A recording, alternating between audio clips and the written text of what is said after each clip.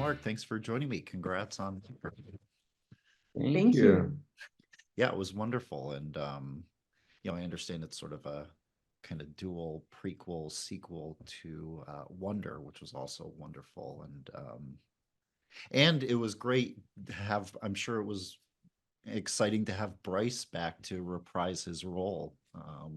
Was was he just super excited from the get-go to be able to revisit the character, I'm sure? It was interesting, because I mentioned to everyone, to all the producers and studios, said, look, I think we should use Bryce again, the same actor who played the bully in Wonder, and it would be a really great redemptive journey for him.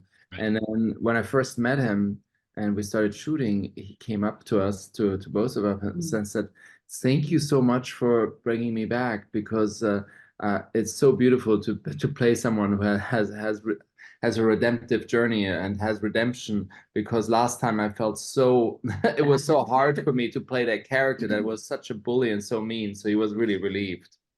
Of course, yes. I'm sure he just jumped at the opportunity for this one. Yeah, that's great. And having Helen Mirren for this one, I'm such a fan. She's always wonderful. And that, I see her in interviews and she's got such a, sense of humor, behind the scenes. So I was curious what it was like working with her on this one, because she is, funny. She's narrating this incredible story, but she's sort of funny, with her, kind of reciting the story with humor. You're right. She brings that into her work. She's yeah. she's extraordinary.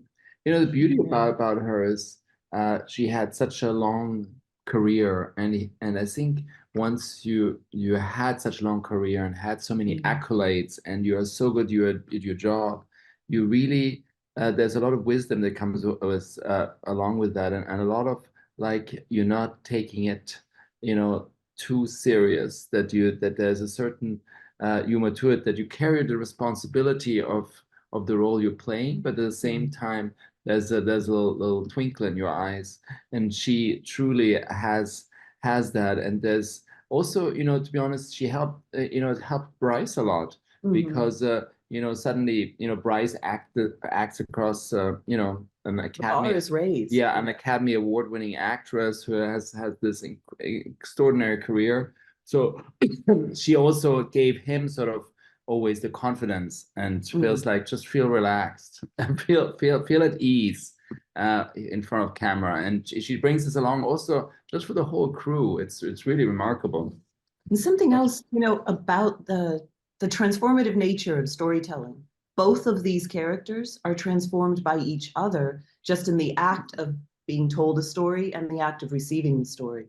So that was something I thought both of them did extremely well, but she really set the bar for that. Of course, yeah, that's wonderful to hear. I'm not surprised, and yeah, wonderful performances all around. So that's great. And I was and the two of you have teamed up for a number of projects.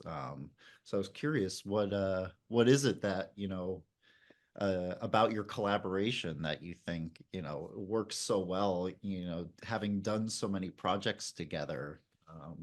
We really have a good time. I think that's the very base of it. But I'll just say, I think watching him work is truly extraordinary, because it starts with a good base, like a good script, which we both develop, and we're both creatives. So we both really, really put a lot of work into that foundation.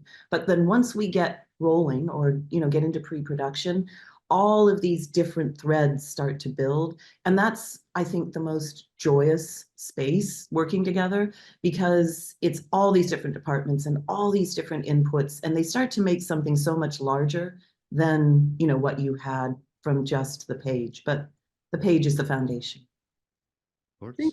But I love working with him. The key he inspires me. The key is in the collaborating also, is that you constantly, you're never afraid to speak what you feel and what you truthfully think of the creative decisions that are being made.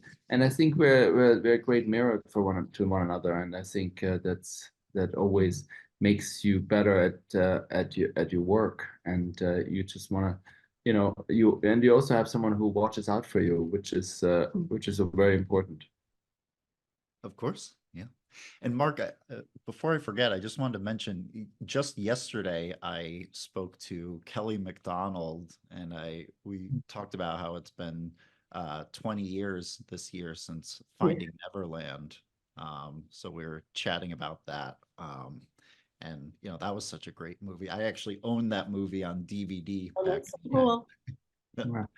So she was chatting about how it was great working with you and Johnny Depp, and I was curious if 20-year milestone, if you ever think about that movie. And I know Johnny Depp now has directed that new biopic that I think is at film festivals, and if you've seen it or stayed in touch with him over the years.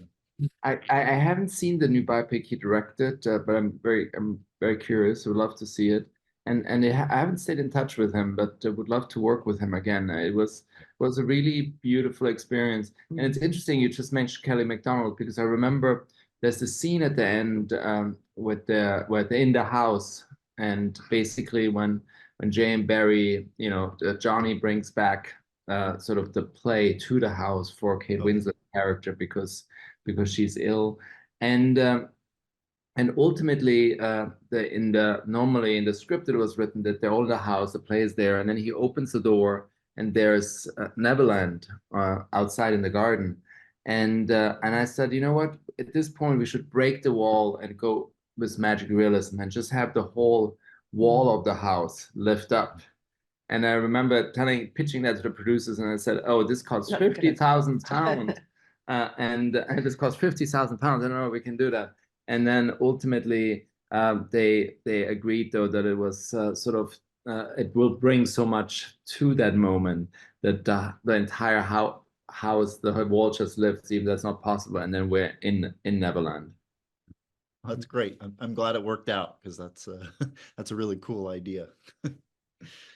And I was looking, correct me if I'm wrong, it looked like the two of you have a couple projects in the works for the future, that are about World War II. Looks like The Adventures of Thomas, and one called The Cow. Are those both kind of centered around World War II that you're working on? Does that sound right? Uh, we're still in development with them, Okay. and they're so sorry, I had What's allergies? Okay. Both of those projects, The Cow, arguably, it's set in World War II, but there is something, if those stories are kind of there in our world of possibilities, because there was this collective agreement at that time, whether, whatever side of the war you were on, but the world came together and they stood up for something, and there was a collective force and agreement. And we believe that that is so inherently necessary in our world today. And that is kind of why, we explore those stories, because it really shows what can happen when human beings really do stand up together, whether it might be a painful thing to do or a dangerous thing to do. Of course. Of course. Well, great. Yeah, and in the meantime, I mean, Whitebird is such a wonderful story. I was curious if you had seen, there's that TV show, We Were the Lucky Ones, that came out kind of recently, also about this time, and young Jewish survivors trying to survive the Holocaust. I was curious if you had seen Check that out. Yeah. Oh, we haven't seen it. I heard about it. I heard very good things about it, Yeah. but we hadn't had a chance to see it yet. Did you enjoy that? Yeah, it was good. It was good. I Yeah. had seen it, because it came out at this point, I mean, I guess like a year ago. And then when I watched this movie, but just the idea of these young, Jewish kids trying to, so it's just, I mean, but yeah, it's just, I mean, these stories are just so impactful. So, but I'm very excited for everyone else to see Whitebird. And I also wanted to ask Mark, over the years, you've I mean, the list goes on. You've directed all these movies in such a wide range of genres, and I was curious, if there's one I don't know, if there's a genre left that you haven't really explored that you would like to, or I think we would. I mean, I would love to still do a science fiction movie and a musical. Mm-hmm. oh yeah, Which we are working on. that's good. That's what Steven Spielberg said, and then he did West Side Story. So Yeah, I actually enjoyed that. I did too. Yeah. The remake of West Side Story. So it was really well done. Mm-hmm. Yeah. Really well. Well, you still have plenty of time, so I'm gonna hold you to that. Oh, good. Next time I see you, I'll be like, hey, what's happening with sci-fi and musical? And then we'll have to talk about it when we're done. Yeah, exactly. Or you come and visit us while we're making it. Yes, I would love Yes, to. yes. I would love to. And with all the projects the two of you have done together, I mean, you've worked with so many A-listers. I was just curious if there's one actor, star you've worked with, someone who's really surprised you, who maybe you've worked with maybe recently, where you're like, you never would have thought, I don't know, finally working with them, they sort of surprised you in a way. I was just curious if anything came to mind, whether it's with Helen Mirren or another project you've worked on. I must say, from everyone, you always hear he's the nicest, most wonderful man in Hollywood with Tom Hanks when he did A Man Called Otto. Oh, But right. yes, when we did A Man Called Otto with Tom, but he still, blows you away on a daily basis, and it's extraordinary that there's this, incredible, wonderful actor who had this span of career, and he comes in the morning, 8 o'clock, and he stays on set with the crew until you wrap. He never goes back to the trailer, and I've never seen that with anyone, and it's just like he surprises you of his respect and kindness and intelligence and humbleness every day. Not to mention, the process of how he interacts with Mark and how he acts. It's effortless. So I would agree that was an extraordinary experience. And I hope we get to do it again. And Helen has that same grace and beauty and intelligence that they're both very similar. Oh yeah, similar ilk of performers. She's effortless, absolutely. I don't know how she does it. It's pure grace. Well, that's great. Yeah, I mean, they're such an inspiration. I've heard that, of course, about Helen and about Tom Hanks as well. So yeah, that's always nice to hear. And yeah, A Man Called Otto was such a wonderful movie. So and yeah, I mean, did it all start with sort of watching the original and just, wanting to kind of make it your own? Because I think it was yeah, we saw the original and we Bless you. Sorry, allergies. We saw the original and we read the book A Man Called Otto, and we just loved the book and the original, and said that this movie is almost like Shakespeare. You can make that movie in every country because everywhere it translates wherever, because everyone knows an Otto and Ove, because those kind of characteristics fit, that everyone in their family has someone like that. Right. Oh yeah, absolutely. It's true. Yeah, that's true. Well, great. Well, thank you very much for joining me, Renee and Mark. It was wonderful to hear more about Whitebird, and like I said, can't wait for everyone else to see it. Thank you so much. It was really fun talking with you.